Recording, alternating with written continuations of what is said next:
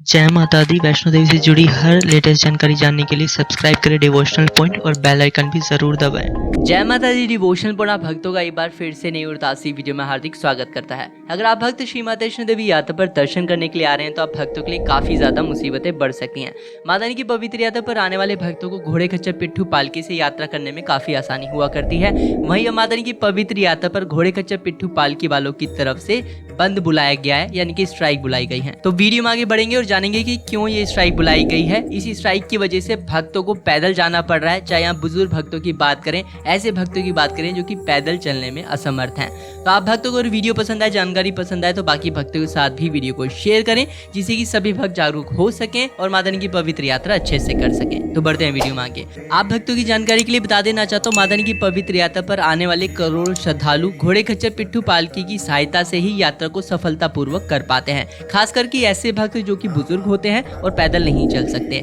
वहीं shrine board को बहुत सारी हाल ही में कंप्लेन मिली। श्राइन बोर्ड को बताया गया कंप्लेन में कि जो भी भक्त यात्रा कर रहे हैं घोड़े खच्चर पिट्ठू पालकी से, उनसे ज्यादा पैसे वसूल रहे हैं घोड़े खच्चर पिट्ठू पालकी वाले। इसी के संदर्भ में श्राइन बोर्ड ने एक नई स्कीम लागू की है यात्रा पर, जिसमें बताया गया कि जो भी भक्त अब माता रानी की पवित्र यात्रा पर आएंगे, घोड़े खच्चर पिट्ठू पालकी वाले टोकन सिस्टम के माध्यम से ही उन सभी को यात्रा पर आगे ले जाएंगे।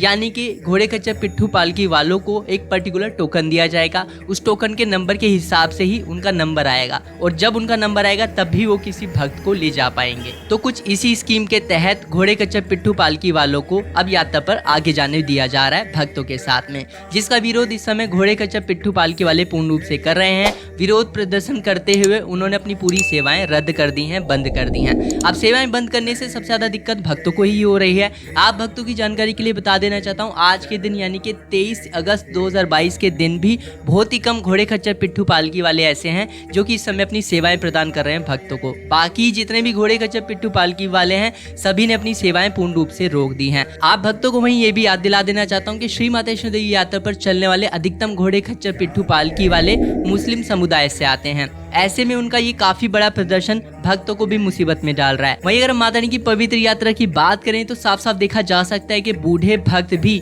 लाचार हैं पैदल चलने के लिए। उनको कहीं ना कहीं माता रानी की पवित्र यात्रा पैदल ही करनी पड़ रही है, ना चाहते हुए भी। अब इतनी दूर से भक्त अपने घरों से निकलकर कटरा पहुंच गए हैं। कटरा पहुंचने के बाद भक्त वापिस नहीं जा सकते हैं, सिर्फ इस कारण कि घोड़े खच्चर पिट्ठू पालकी नहीं चल रहे हैं। हालांकि श्राइन बोर्ड का ये कदम काफी ज्यादा सराहनीय है, क्योंकि कहीं ना कहीं ये बहुत ही ज्यादा अवश्य बन गया है घोड़े खच्चर पिट्ठू पालकी वालों के लिए एक नया कानून बनाना। माता रानी के भवन पर, माता रानी की यात्रा पर जो भी भक्त जा रहे हैं, उनसे ज्यादा पैसा वसूलना कहीं ना कहीं बहुत ही ज्यादा निंदनीय है, गलत है। आप भक्त इस पर क्या विचार रखते हैं हमें कमेंट में बताना ना भूलें। वहीं अगर आप भक्तों को डिवोशनल पॉइंट द्वारा दी गई जानकारी पसंद आ रही है तो जरूर चैनल को सब्सक्राइब करना ना भूलें। माता रानी की पवित्र यात्रा से जुड़ी ऐसी और रोचक जानकारियां भक्तों को रोजाना मिलती रहेगी। आप भक्तों की जानकारी के लिए बता देना चाहता हूँ, माता रानी के पवित्र यात्रा पर फिलहाल बहुत ही कम घोड़े खच्चर पिट्ठू पालकी वाले चल रहे हैं, जिसकी वजह से लाखों करोड़ों भक्तों को बहुत ही ज्यादा दिक्कत का सामना करना पड़ रहा है। अभी फिलहाल की बात करें तो प्रतिदिन लगभग 25 से 30 हजार भक्त यात्रा पर आ रहे हैं। मेरा तो मानना यही है कि श्री माता वैष्णो देवी यात्रा पर जो भी भक्त आ रहे हैं उनके लिए सभी सुविधाएं पूर्ण रूप से चलाई जानी चाहिए।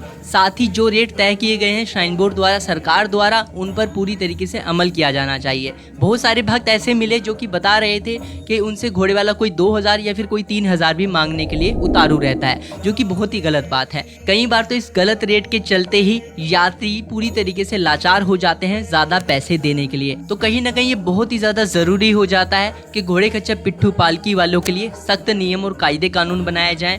जो रेट तय किए गए हैं उसी रेट पर उन्हें चलने के लिए कहा जाए। अगर कोई भी घोड़े खच्चर पिट्ठू पालकी वाला उस नियम का पालन नहीं करता है तो उसका तत्कालीन लाइसेंस भी रद्द किया जाए। अगर आपके साथ भी घोड़े खच्चर पिट्ठू पालकी वाले ने कभी ऐसा किया है तो जरूर आप हमें कमेंट में बताएं आप भक्तों का अनुभव कैसा रहा। वहीं आप भक्तों को डिवोशनल पॉइंट अवगत कराना चाहता है, माता रानी की पवित्र यात्रा पर जब कभी भी आप जाते हैं दर्शन करने के लिए, आप घोड़े खच्चर पिट्ठू पालकी की सहायता से भवन की ओर बढ़ रहे हैं, आप उनकी सुविधाएं ले रहे हैं। अगर कोई भी घोड़े खच्चर पिट्ठू पालकी वाला आपसे ज्यादा पैसे वसूलता है तो आपको घबराना नहीं है। आपको सिर्फ और सिर्फ उसके आई कार्ड की फ़ोटो खींच लेनी है और उस घोड़े खच्चर पिट्ठू पालकी वाले की भी एक फ़ोटो खींच लेनी है।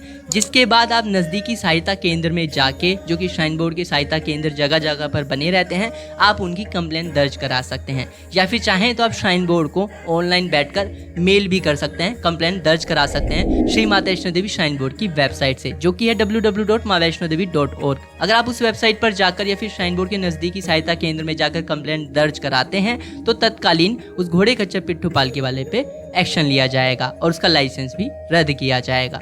उम्मीद करता हूं कि आने वाले इस समय में जल्दी सारी सेवाएं बहाल हो जाएंगी, ये स्ट्राइक भी जल्दी ही खत्म हो जाएगी।